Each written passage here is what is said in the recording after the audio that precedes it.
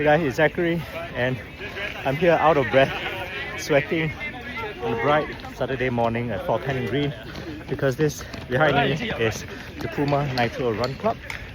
It's a very specific run club that trains people for target distances like a 10k, half marathon or full marathon.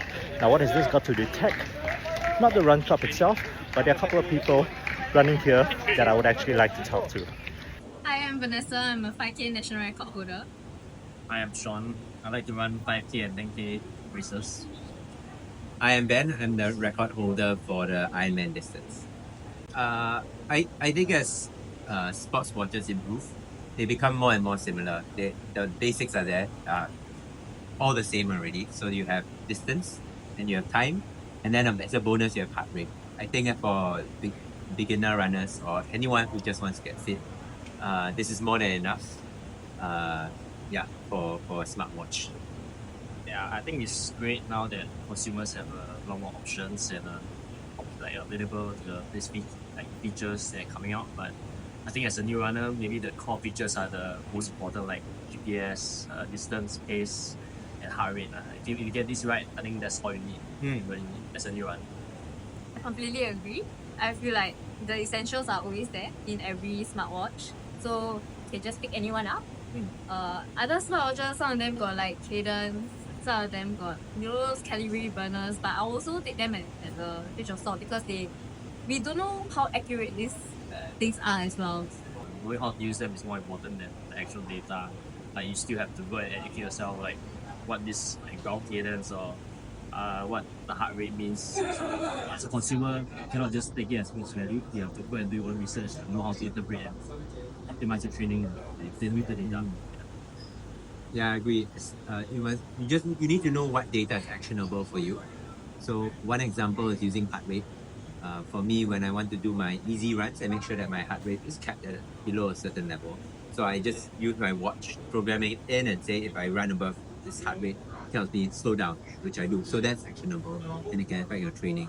Whereas there are some stats that are nice to know, but it doesn't really do anything for your training. For example, knowing your VO2, the estimate from the Garmin or from the Apple Watch, that doesn't really change how I'm going to train. It's a nice vanity metric. You can always do your own research to find out more about why these stats are there. Maybe you can find a use for them. Yeah, you don't necessarily need a coach as long as you do your own research. Yeah. But I would feel like in a more general term, like if you're a casual runner, new runner, you don't necessarily need these vanity stats. Yeah. So like as mentioned, like previously, the core stats are the ones I focus on mainly. The vanity stats are nice. Like I think some of us are more like they like to look at the numbers, just as a nice thing to keep track of.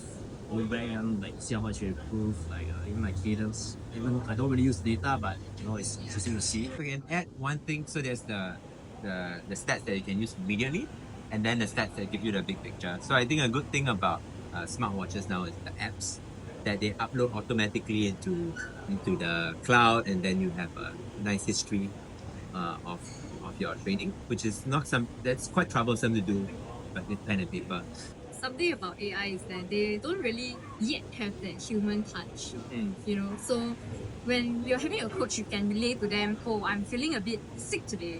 I'm feeling very tired from work. Yeah, or like, you can just let them know what you're feeling. And I think other than stats, right, like it's really just knowing your body and feeling and knowing what your body needs at the moment.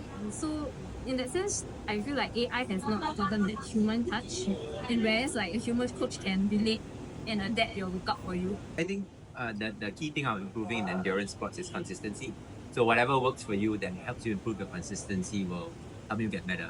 So for example, if you use an AI coach and it nags at you and tells you, oh, you need to run today, and you go run, great. Then I think it's a good coach. For me, I think if I get nagged at by a human coach, I feel a little bit more guilty and want to go out running. So that's helpful for me. But regardless, as long as there's a structured plan and you stick to the plan, you get it done. It's very easy to write a plan, but very difficult to execute.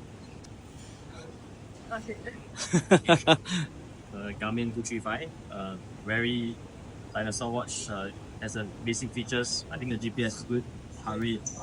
I don't know, I really need to. I'm wearing the Garmin 245 Music. It's a gift from my friends.